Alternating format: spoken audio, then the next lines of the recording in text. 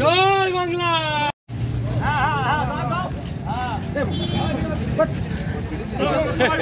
আচ্ছা কি হয়েছে? ভালোবাসা তো ভালোবাসা তো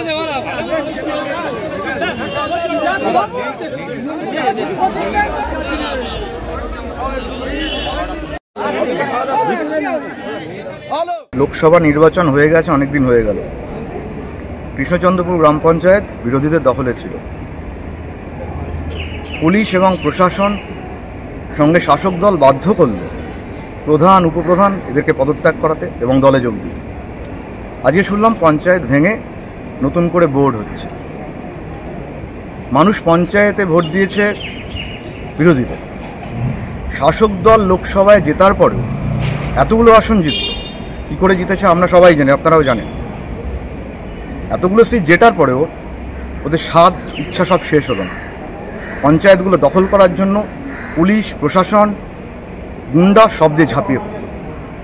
এই গণতন্ত্রের পক্ষে অত্যন্ত ক্ষতিকর।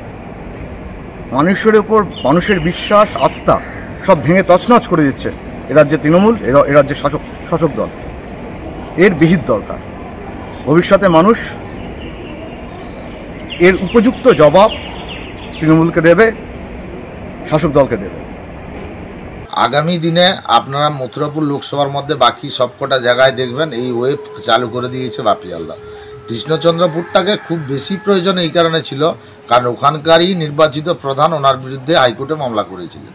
তাই প্রথম তিনি সাংসদ হওয়ার পরেই যে দায়িত্বটা কাঁধে তুলে নিয়েছে সেটা হচ্ছে তার নিজের অঞ্চল যেখানে তার বিরুদ্ধে মামলা রয়েছে সেই অঞ্চলকে শেষ করে দেওয়া।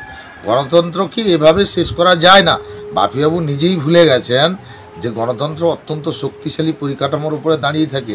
সময়ের উপরে সব কিছু ছেড়ে দিতে হয়। আজকের যে জিনিস উনি করতে চাইছেন নিজের পিঠ বাঁচানোর জন্য, ওখানে আজকের যেটা দাবি করছে তৃণমূল যে ওখানে নাকি দল বদলে হিড়িক পড়েছে, কেউ দল বদল করেনি। বাপিবাবু নিজের পিঠ বাঁচানোর জন্য আজকের এই নোংরা খেলায় তিনি মত্ত হয়ে উঠেছেন। আগামী দিনে আমরা এর প্রতিবাদ সারা জেলা জুড়েই করব এবং প্রত্যেক জায়গায় প্রচারে আনব। এই যে এটা আমরা কি ষড়যন্ত্র বলব, এই ষড়যন্ত্র বেশি সময় ঠিক না।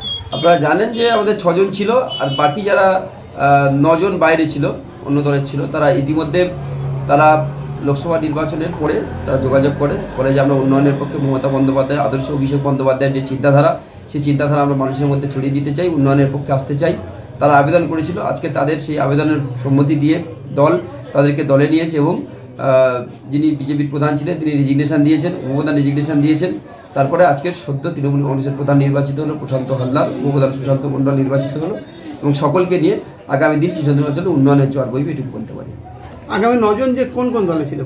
বিজেপি ছিল, সিপিএম ছিল, নির্দল ছিল, সবাই তারা একত্রিত হয়ে তৃণমূল কংগ্রেসের পতাকা তলে তারা আশ্রয় নিয়েছে। আপনাদের কি মনে হয় আজকে তারা মিছিল করে তাদের সভ্য সমর্থক যারা আছে তাদের সকলকে নিয়ে এসে তারা আজকে সমবেত হওয়া একেবারে উৎসবের মেজাজে তারা আজকে জয়েন করলেন? এটা কিন্তু এত সহজে দেখা যায় না। আপনারা সবাই সেটা লক্ষ্য করেছেন এবং তারা একসঙ্গে এসে আজকে সবাই তৃণমূলের পতাকা তলে এলেন। শুধু তাই না, স্বতঃস্ফূর্তভাবে রেজিগনেশন দিয়ে নতুন করে প্রধান নির্বাচন করে তারা উন্নয়নের পক্ষে তারা সামিল হলেন এবং আপনাদের সামনে তারা বলছেন পরিষ্কারভাবে। দেখুন, তৃণমূল কংগ্রেসকে ভয় দেখানোর দরকার হয় না। আজকের বিজেপি অনেক বড় বড় কথা বলেছিল, কিন্তু লোকসভা নির্বাচনে মানুষ প্রমাণ করেছে যে মানুষ তৃণমূল কংগ্রেসের সঙ্গে আছে। মধ্যপুরের মানুষ তারা প্রমাণ করেছে, সারা ওয়েস্ট বেঙ্গলের মানুষ প্রমাণ করেছে। আর যারা কথা বলছে তারা মিথ্যা নিয়ে থাকবে, অপপ্রচার নিয়ে থাকবে, তৃণমূল কংগ্রেস মানুষের পাশে থাকবে। এটাই হচ্ছে তৃণমূল কংগ্রেস এবং অন্যদের পার্থক্য। আমাদের এই সমস্ত প্রক্রিয়া সুসম্পন্ন হয়েছে। আমরা